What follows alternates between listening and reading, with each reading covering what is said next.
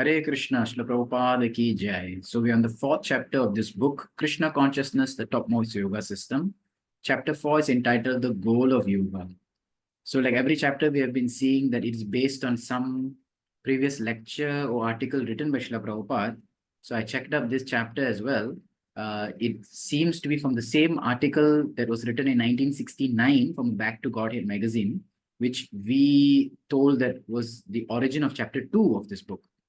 Well, I did a little more checking and I found out that even those articles were actually based on a lecture Srila Prabhupada gave in 1968, right, in San Francisco, California. And this was on Bhagavad Gita, chapter 7. So it's amazing that, how beautifully it has been brought from Prabhupada's lecture, edited into an article form. Then later, from that article, it is edited into this book. And it's brilliant. It is so still precise and so fresh. So we'll study this. Srila Prabhupada says, in the Bhagavad Gita, the Sanskrit word mam is frequently used. So the word mam means unto me. We have seen many shlokas like Krishna says, mam upetya tu kaunteya, one shall come to me. Krishna says, sarva dharman parityaja, mam ekam sharanam braja. There's one should surrender unto me. Other words, mam, many places over Gita, Krishna says, man mana bhava mat bhakto, mat yaji, mam namaskuru. So like that, mam means me. And since Krishna is speaking Bhagavad Gita, the word mam means unto me. So we'll continue. Krishna, the Supreme Personality of Godhead, says unto me, Krishna. We cannot interpret this in a different way.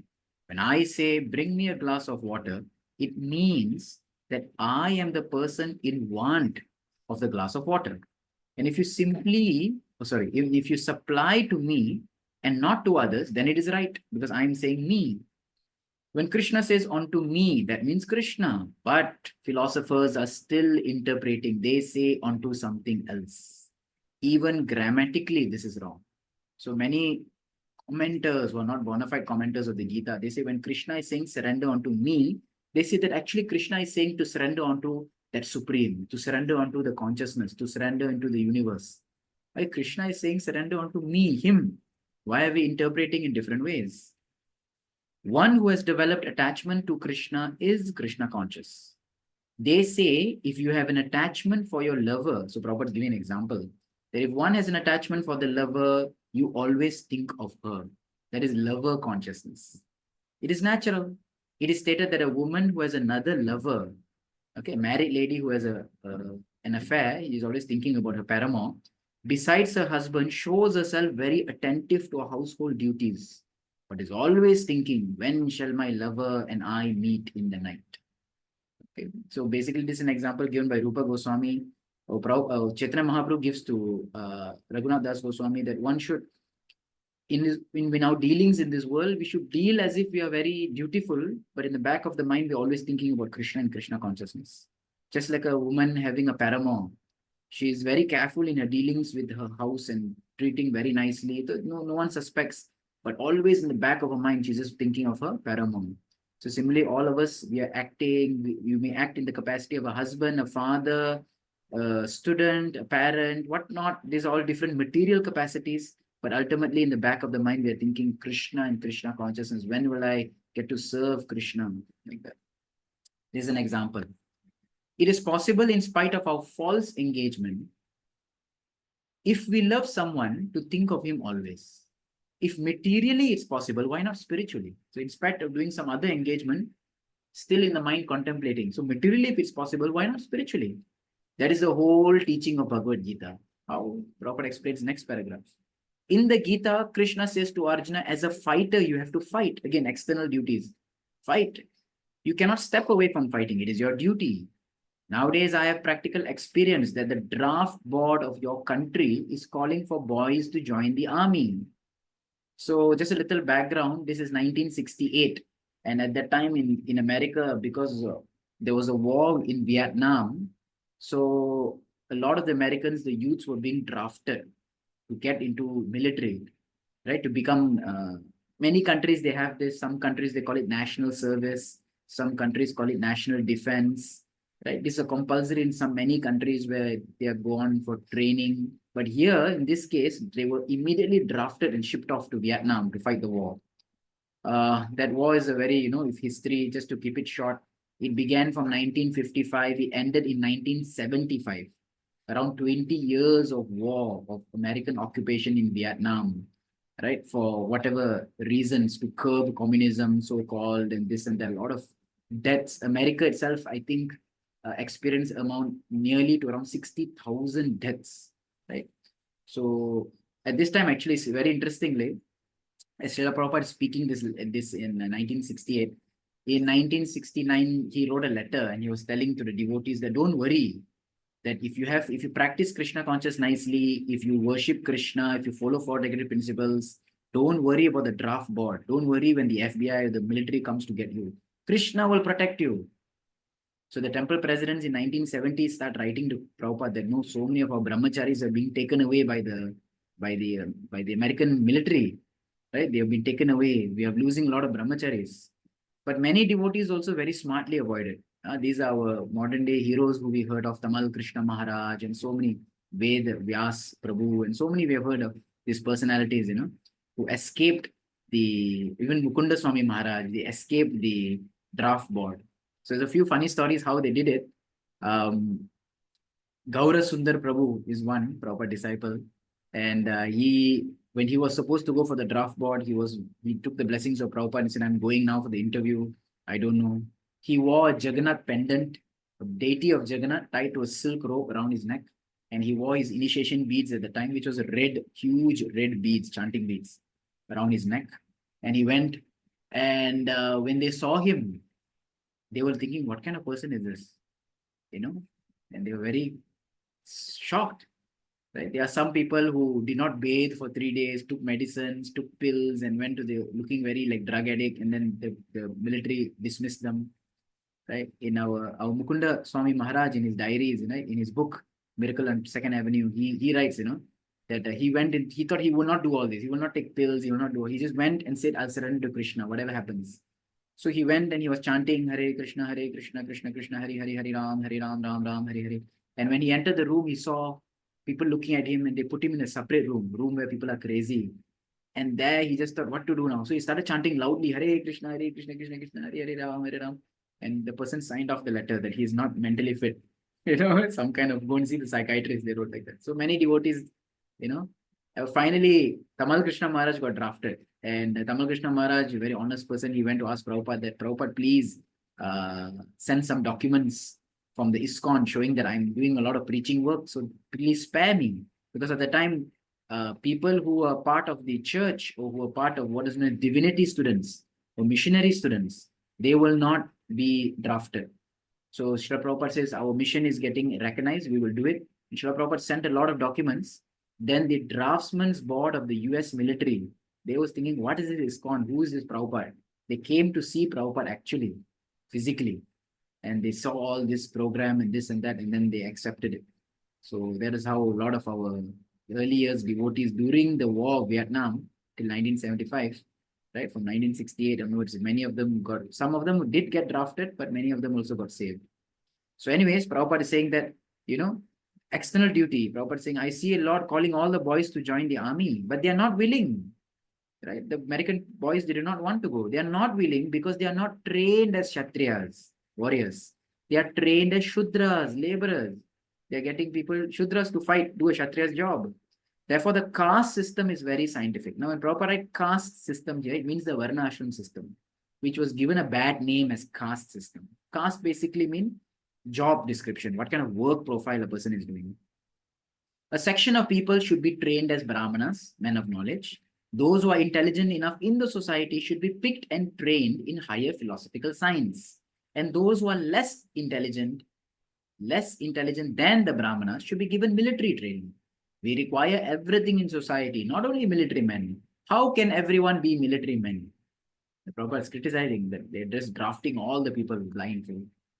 Because they are sending Shudras, ordinary workers, to Vietnam, they are unnecessarily being killed because they don't have the fighting spirit. Any country which is proud of scientific advancement and yet does not know how to organize its society is a fool society. Prabhupada's indirect criticism. So we also in ISKCON, we don't expect everyone to become first-class Brahmanas. There are many people who become devotees of Krishna, but they'll function in the capacities of Shudras, function in the capacities of Vaishyas, function in the capacities of Kshatriyas, as administrators, as providers, as business class, merchandise, resource givers. So everyone has a role to play, but everyone can be a devotee and everyone can get perfection. Everyone can get love of God. In the Bhagavad Gita, Krishna says that there are 4 divisions of society: Brahmana, Kshatriya, Vaishya, Shudra. That is natural. Some are inclined towards spiritual advancement, and these are the Brahmanas. They are inclined naturally. Now, we are training boys who are spiritually inclined, and they are unnecessarily being forced into the military service. The foolish have no knowledge that some boy is being trained up in higher science. Prabhupada saying they do not understand. I'm giving them higher knowledge. Go and catch some other guy. Why are you catching my guy? Why should he be destroyed when he is being perfected? Beautiful line. Why you're sending him for destruction when he's coming here to be for perfection? The intellectual persons, those boys who have Brahmanical qualifications, are being restrained in brahmacharya student life. They do not take to meat eating. They do not take part in illicit sex. They are being trained as complete Brahmanas, the highest intellectuals, the most purified persons in society. If there is one Brahmana in a whole family, then the whole family, the whole society becomes sanctified. Another important thing, right? So people think caste system means father is a Brahmana, automatically sons becomes a Brahmana. No. Caste system is everyone has to qualify themselves for the duty or the work they are inclined to, right? There's no birthright to this. But today they have no knowledge of how to train a Brahmana, how to train a Kshatriya. That's not there. In other fields of action, in the work of Shudras and Vaishyas, there is nice training. If anyone wants to be a businessman, there are colleges or technological schools. Technology means Shudra. That's very nice. But why should everyone be dragged into technology? Technology means getting work done, getting things done, creating comforts, creating facilities, creating usefulness, creating things which make our life function, right? Creating functions. That is Shudra work. Just as in your body, for proper maintenance, we require the head, arms, belly, and legs.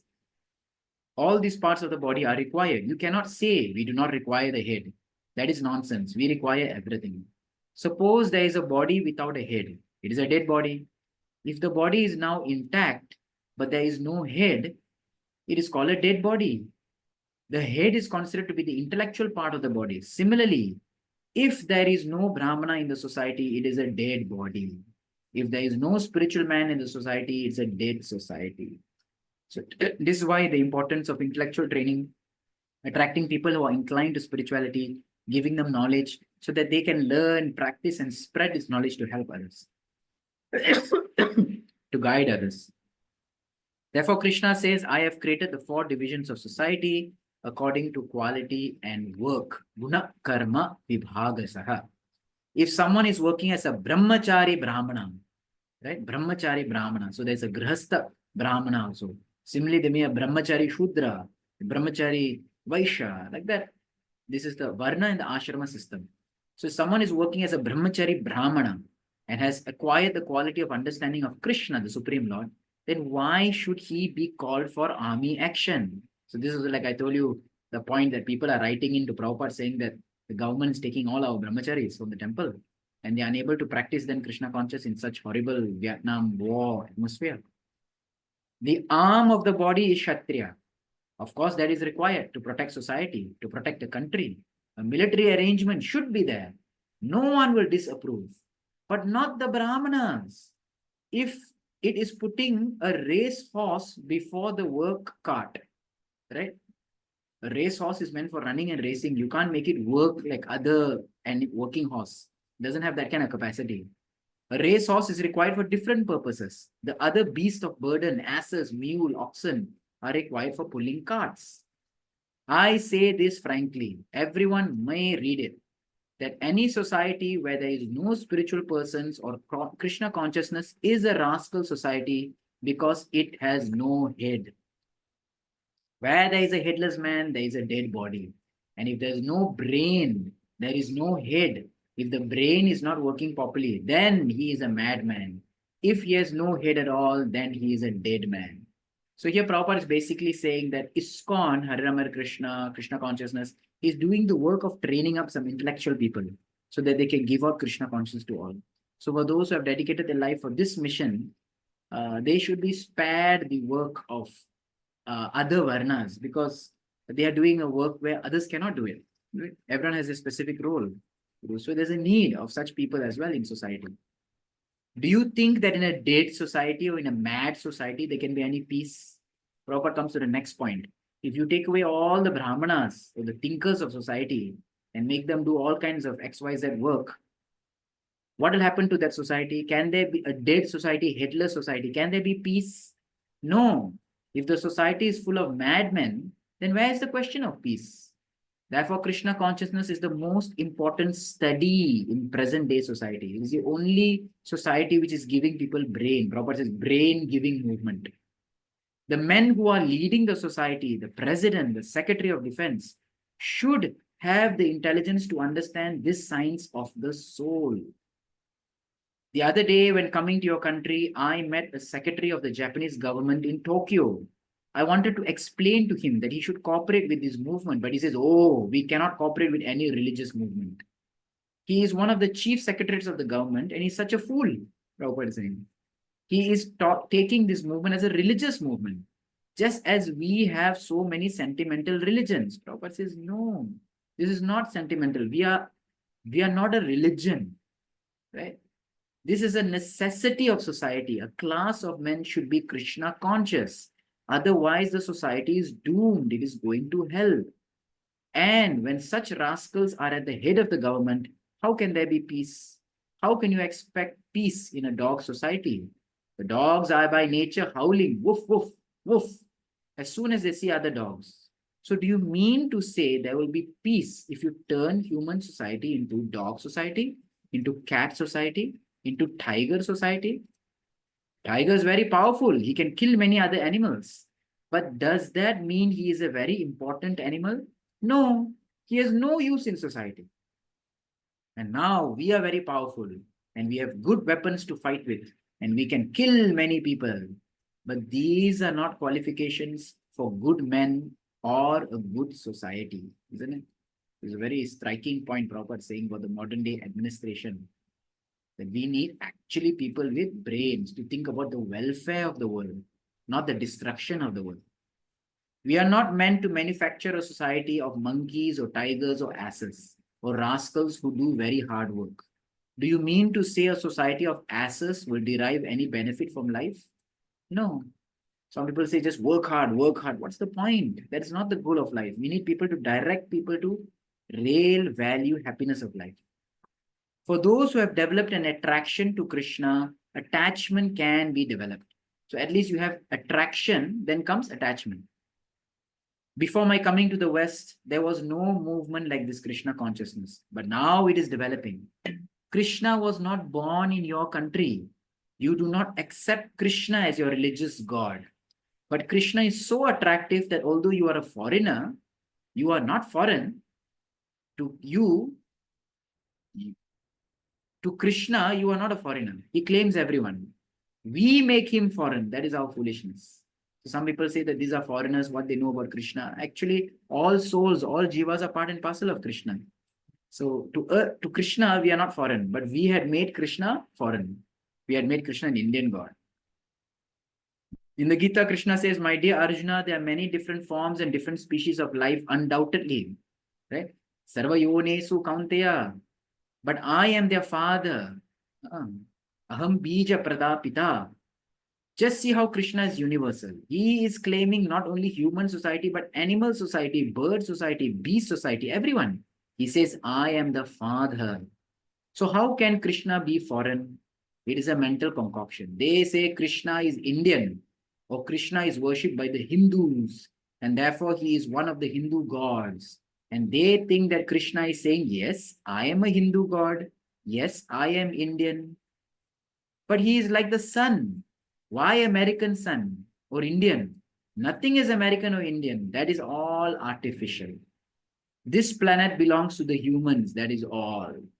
This is your communism. Because the Vietnam War was about destroying communism. This present communism is defective because the Russians say that Russia is for the Russians or China is for the Chinese.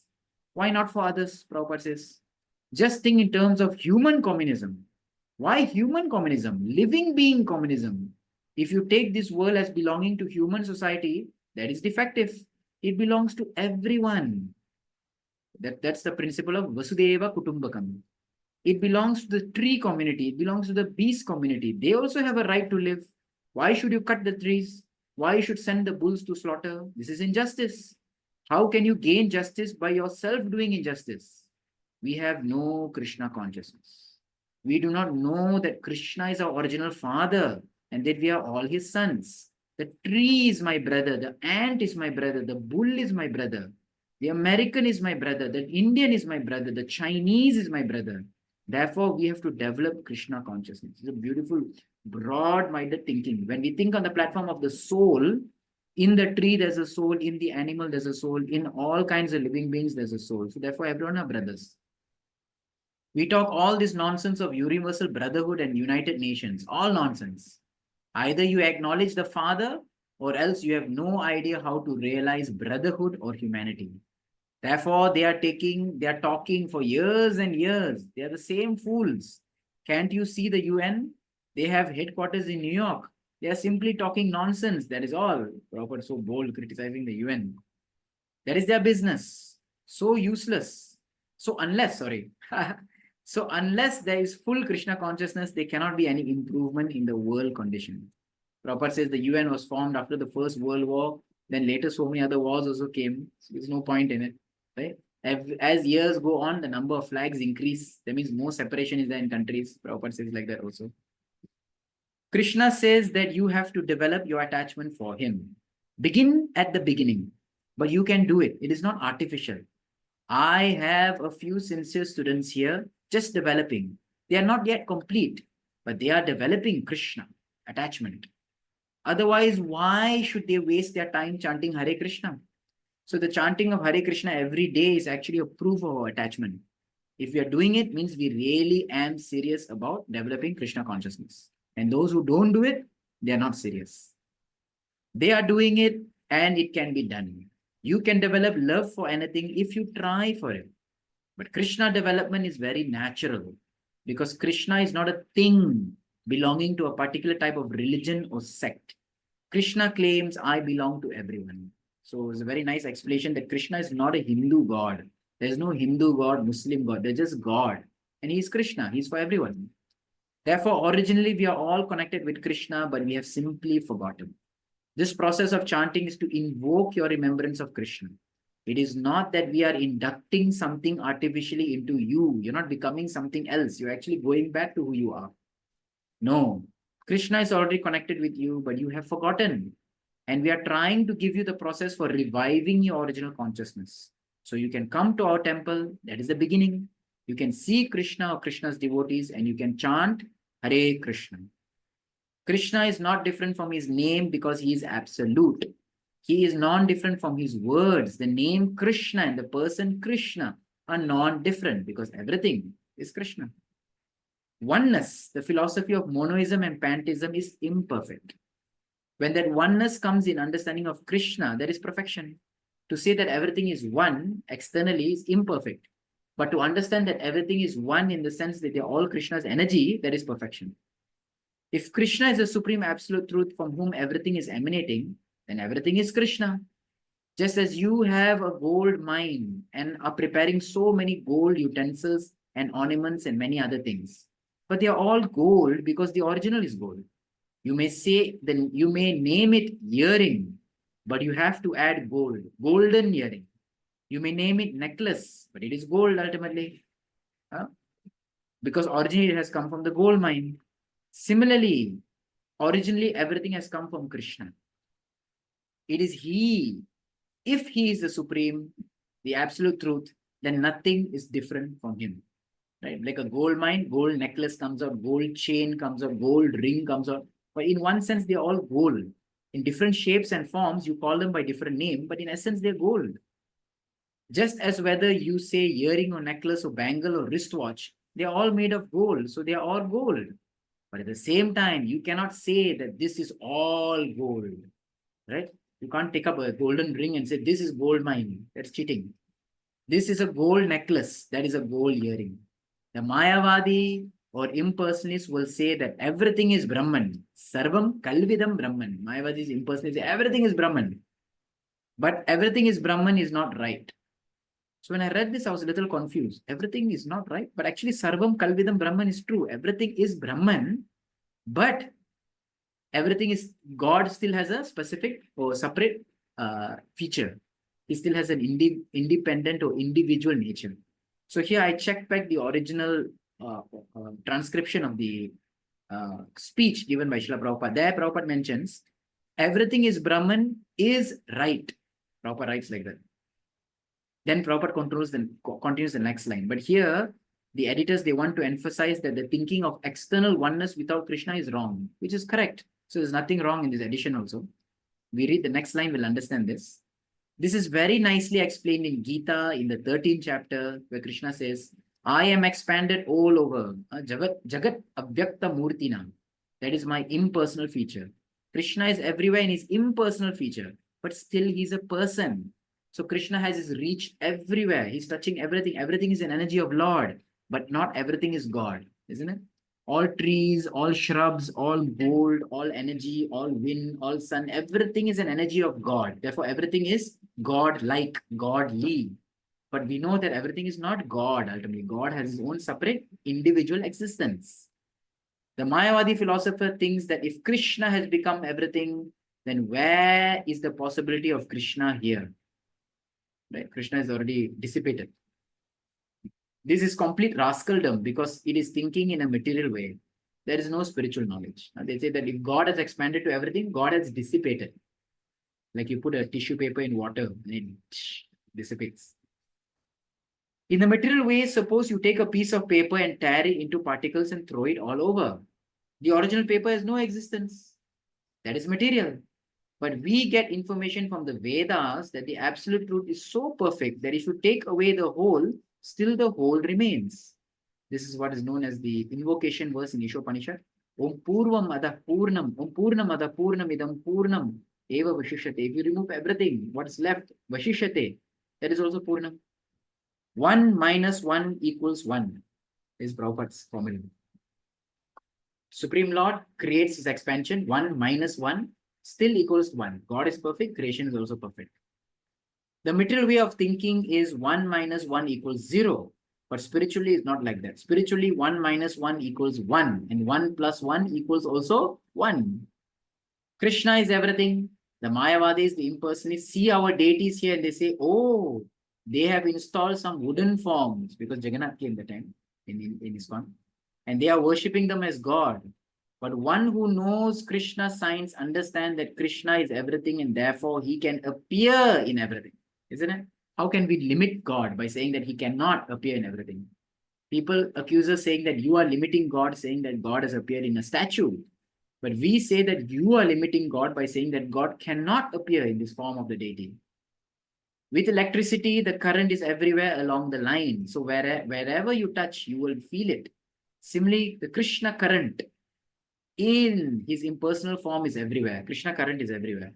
And it is the technician who knows how to use it, who use the force. So the technician knows where to tap in and access that Krishna current. Similarly, the Lord's energy is everywhere. The Acharya, the devotees, they know how to tap into it. Before we have a phone installed, we have a telephone conversation and we simply inform the person before we even talk money that he should come immediately to find out where the connection can be made. And he comes out and does his work. And we do not notice because he knows the technique. So one must know how to connect with Krishna. So he's talking about the old phone where you have to inform, okay, come here and collect this and, Krishna is everywhere, that is Krishna consciousness. But one must know how he can derive Krishna from the features of Krishna's form in wood or iron or metal. So Lord exists everywhere. He can be manifesting through this as well. You have to learn how to connect Krishna, how to contact Krishna everywhere in everything. That is explained in the system of yoga. Krishna consciousness is also yoga, the perfect yoga, the highest of all yogic systems. A yogi may come and we can challenge him saying that this is the topmost yoga system. Though at the same time, it is very simple. You don't have to exercise your body over a period of weeks before you feel some power. But in Krishna consciousness, you won't feel tired. All of our students are simply anxious to be overloaded with work in Krishna consciousness. There's so much seva, so much to do in Krishna consciousness service. Prabhupada, what can I do? Prabhupada saying. And they are actually doing it. In the material world, if you work for some time, you will feel weak, you will feel tired. Of course, I am not exercising myself. I am an old man of 72 years. I was ill. I went back to India, but I want to work. Actually, I could retire from all these activities. But as far as I can, I want to work. Means I want to serve. I want to learn day and night. At night, I will work with the dictaphone, and I am sorry if I can't work. Prabhupada says he feels bad if he can't translate. This is Krishna consciousness. One must be very anxious to work, to serve. It is not an ideal society. It's an ideal society. Oh, sorry, it's an ideal society. It's not an ideal society. So here's Prabhupada say we should not become an idle society. Now we have sufficient engagements, editing papers, selling papers, right? Simply find out how Krishna conscious you can be. If you want to be really at peace, if you want to be happy, then develop Krishna consciousness. And the beginning is to develop attachment for Krishna. The process which we have prescribed is chanting and dancing before the deities. A powerful thing. Chanting and dancing before the deity is very powerful. And offering prasadam, spiritual food, that will make you more Krishna conscious. So Prabhupada is giving some tips here. How to become more Krishna conscious to the degree that we chant and dance and honor prasadam, the more Krishna conscious we become. The yoga system as it is described in Bhagavad Gita is different from the bogus yoga system which is going on in the West these days. The yoga system which have been introduced into the West by so-called yogis are not bona fide. Yoga is difficult. The first thing is to control the senses. That is the position of the yogi. He is not allowed to indulge in sex life. If you indulge in intoxication, if you indulge in meat eating, and if you indulge in gambling and sporting, all nonsense. You cannot at the same time become a yogi. I was astonished when a yogi came here, having advertised in India that you can be a yogi even though you may be addicted to drinking. Drinking yogi. This is not the yoga system. This is not the standard. You can call it yoga, but it is not the standard yoga system. The yoga system is especially difficult for this age. In the Srimad Bhagavatam, we understand that yoga means to concentrate one's attention on the super self, Vishnu. So here Prabhupada in this chapter will give a few definitions of yoga. One, yoga means to concentrate on God. Okay, we'll see some others later. He is situated in your heart, and in order to concentrate your attention, you have to control the senses. The senses are working just like an infuriated horses. If you cannot control the horse of your carriage, it will be dangerous. Horses are running here and there. Just imagine that you are seated in a carriage and your horses are so furious that they are dragging you to hell. What will be your position? The yoga system means to control the senses. The senses are also compared to serpents. The serpent does not know who is a friend and who is his enemy. It bites anyone. As soon as the serpent bites, the result is death.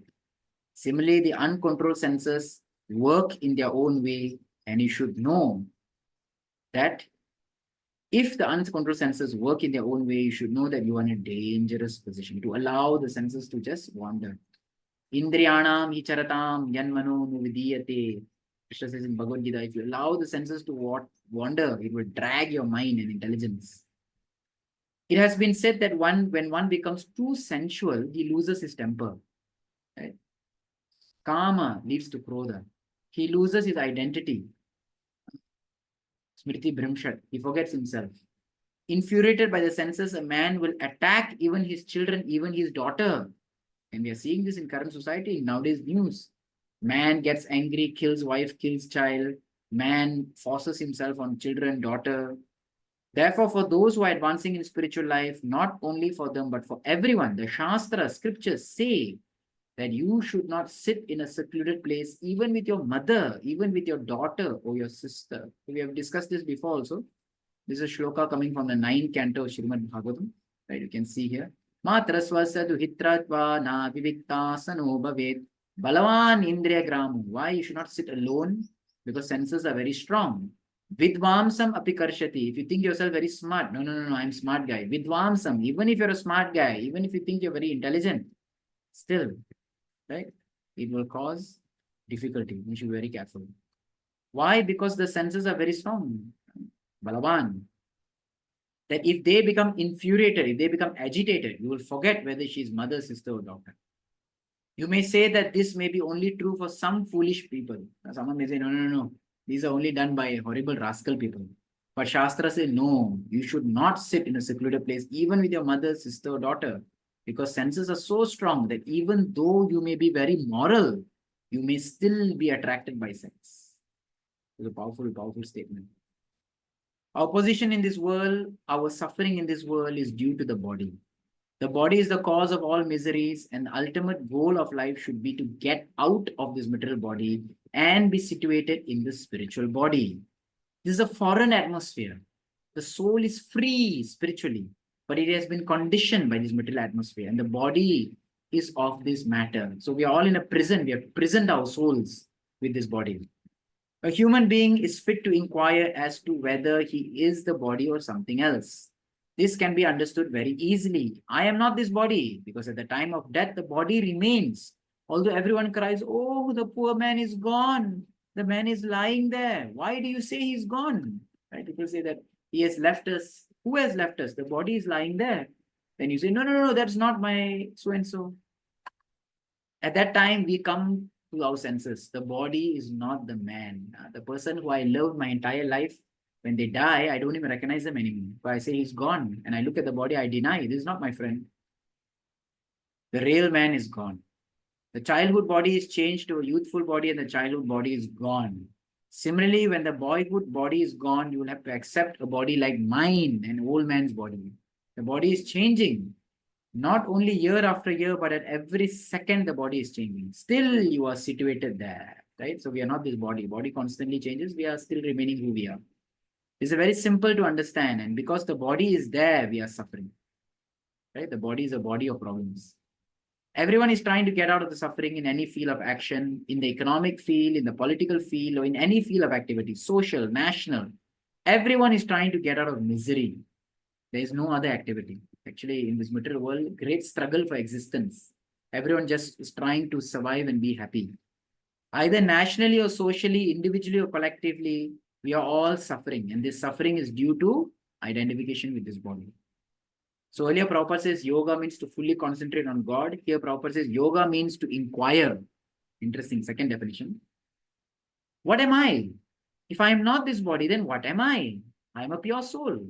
Now, if my bodily activities or sensual activities are incorrect, I will not be able to understand myself, what I am. And the Bhagavad Gita says that we are all grand fools. Why fools? Since we have this body, we are fools. If someone invites you to come to his apartment, but you know it is full of danger, why do you think you like to go there? So this body is like an apartment, and we have been inviting our soul to come and stay here. You know, it's such a dangerous world. Why did we come? Oh, no, you will say, I am not going there. It is full of danger. Why shall I go? Similarly, don't you think that the body is full of danger? Then why are you going there, taking repeated birth? When you are flying in a plane, there's always fearful as there may be a crash. What about this? And what is this crashing? It is due to the body. The soul cannot be affected by crashes, but you are always afraid. So even if a crash happens, the body gets destroyed, but the soul remains eternal. The soul is ever existing and the body will not exist. And because you are existing and the soul has accepted the non-existing body, therefore you suffer. Soul is eternal, but the soul is thinking that it's not eternal, being identified or misidentifying with the body. The problem then is how to get out. Just as you try to get out of fever, the fever condition is not your permanent life. A disease condition is not our natural condition of life. But we are thinking how to come out of it. Permanent life is enjoyment, but due to the fever, you cannot enjoy. When you are sick, you cannot go out. You have to rest and take so many medicines and formulas. But we don't want that. Why should I be a sick person? So living a materialistic life, identifying this body is like a sick condition. But you're diseased.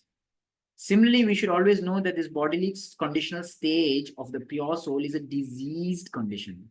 And anyone who does not know that he is suffering from a disease is a fool. He is a fool number one. So all of us have this material body. We are all prone to the disease of Maya, disease of body attachment, and we are trying our best to come out of this. The Shastras say that everyone is born a fool because he has this body. Therefore, he was born a fool. No being, either American or Indian, cat or dog, is free from this. You have come to disease, that is all. If you feel I am American, that's a kind of disease. If you feel I am Indian, that is also a kind of disease. If you feel I'm a cat, that is also disease. You are not a cat, you are not a dog, you are not Indian, you are not fair, you are not black. You are your soul. That is your identity. And one who does not understand this truth, that I am pure soul, is defeated in all his activities. Lord Jesus Christ thought like that. If you lose your soul and gain the whole world, what do you gain? There's a very famous line that comes in the Bible. It appears twice actually in the Bible. You can look at this quotation here. One from the New Testament. There are many books in the New Testament. It's the first book of the New Testament, Matthew, the Gospel of Matthew. For what will it profit a man if he gain the whole world and forfeits his soul? Or what shall a man give in return for his soul?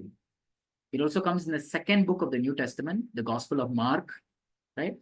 For what does it profit a man to gain the whole world and forfeit his soul? Like that twice it comes in the Bible. Prabhupada is quoting from him. It's a beautiful quotation. People do not know what they are, and yet they work just like madmen. Just see, all these people are working and they are madmen. In this modern society, you see people working 12 hours like animals, traveling, working very hard, but for what? Right? They are also not sure. They just know they have to work.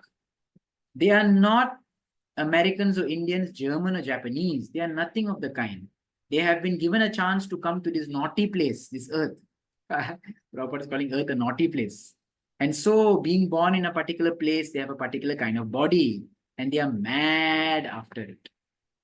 The Bhagavad Gita says that just as our outer garments are changed, so this body is changed. Yoga means the process of getting out of this material embodiment. This is definition number 3. First definition, to focus. Second definition, yoga means to connect. Third definition, yoga means the process of getting out material embodiment.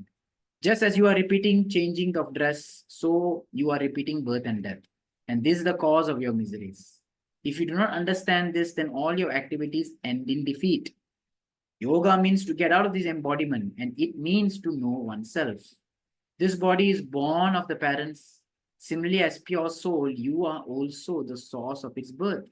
Okay, because it's because the soul desires to enjoy matter. According to its karma, the soul gets a body. We do not mean birth beginning historically from a certain day and ending on a certain day. No, soul is not like that. It has no beginning, it has no end. The soul is always eternal. But in the Bhagavad Gita, it is said that the soul is part and parcel of God. God is eternal, God is full of joy and bliss. The position of the absolute truth, the Godhead, is that he is full of bliss, eternal, and full of knowledge. Satchit Ananda. And because we are also part and parcel of the Supreme, we have partial blissfulness and eternality. And we are full of knowledge according to our infinitesimal size. So our amount of knowledge is this much, and that is full capacity. God is unlimited capacity, he has unlimited knowledge. The human beings are understood to be the most intelligent of all living beings, living creatures. But they are misusing their intelligence. How? They are misusing their intelligence by devoting it to the animal propensities. We are using our intelligence to act like two-legged polished animals. Okay. These animal propensities are eating, sleeping, mating, and fearing.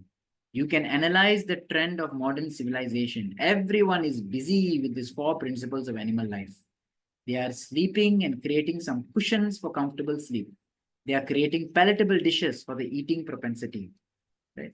We see nowadays there's so much interior design, right, to keep the home beautiful. Food design.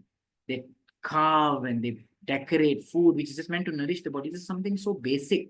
Eating, sleeping. They are exciting sex very nicely for the mating necessity, right? The people are creating a huge romanticizing everything, romanticizing trips, romanticizing food, romanticizing everything to create just for eating, sleeping, and sex. and they are defending their country with so many atom bombs. There is a fear propensity, right? People are fear because people are fearful and they're trying to protect themselves and they're creating so many artificial, unnecessary things, isn't it? But these symptoms you will find among the animals. They are also sleeping according to their own ways. They are also defending. They may not have the atom bomb, but they have some way of defending. You can kill your enemy or he can kill you, but there is actually no defense. You cannot defend yourself. Whether you drop the bomb, it will hurt you due to nuclear radiation. So this is not the solution of your problems. The solution of your problems is to get out of the conditional state of life. That is yoga, to link yourself with the Supreme. Again, we come back to the second definition. There is a Supreme. This material creation is so nice. Don't you think there is a friend behind it? Right? There must be some controller behind all this.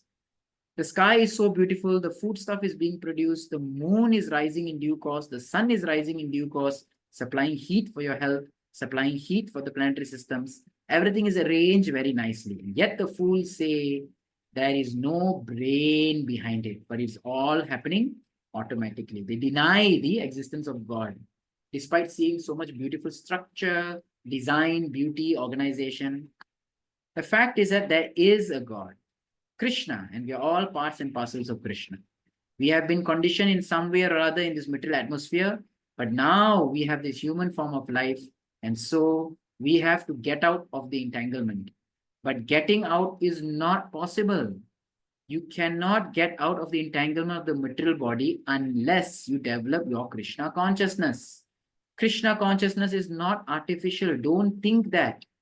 This is the greatest necessity of the human being. So sometimes devotees also, after coming to Krishna consciousness, they may get a doubt.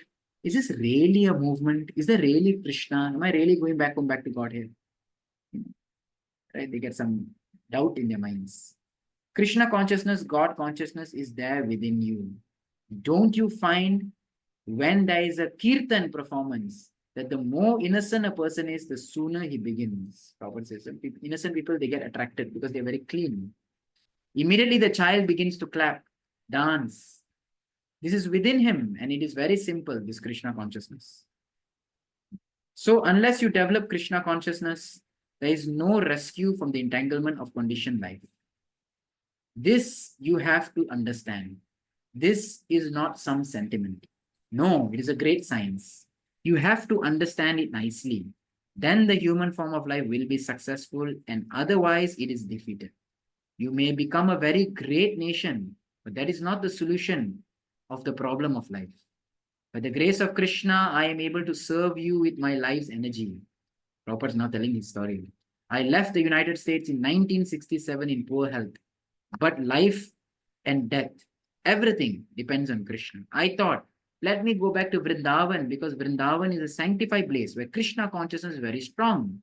I thought that I might go there and die in Krishna consciousness. Of course, if you are always in the atmosphere of Krishna consciousness, then here also you can have Vrindavan, right? In America. Vrindavan is not a particular place that is called Vrindavan. Vrindavan is a consciousness.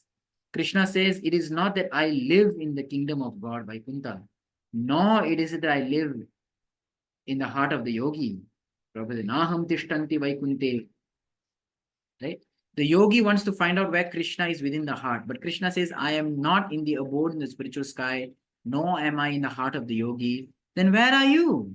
Krishna says, Yatra Gayanti Mat Bhakta.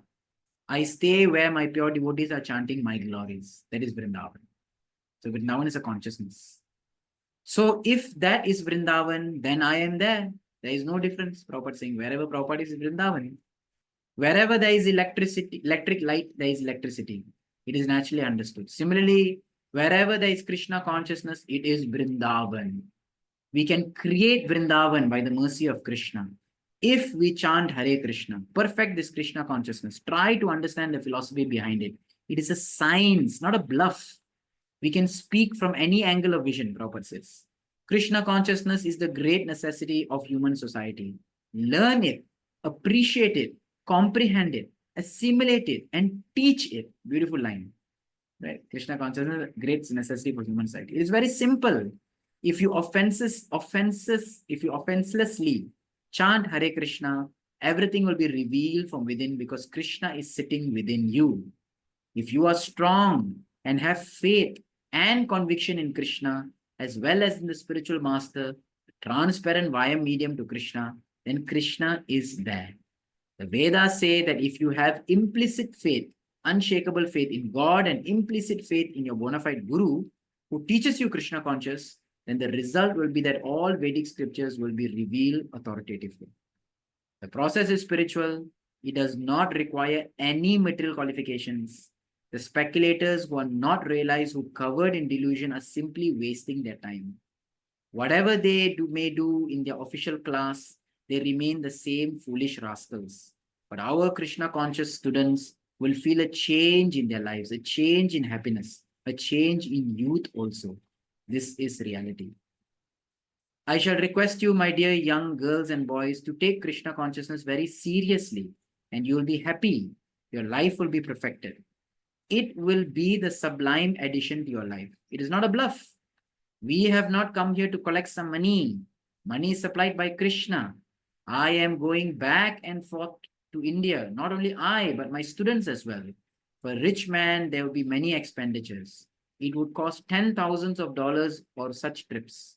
But our business is Krishna, and he will supply. I do not know where the money comes from, but Krishna supplies. In Krishna consciousness, you will be happy. If you are young generation, you are the young generation. You are the flower of your country and society. Practice this most sublime system, Krishna consciousness. Be happy and make others happy. This is the real mission of life. So like this, we end this beautiful chapter. Very powerful, very energetic. Srila Prabhupada ki Jai.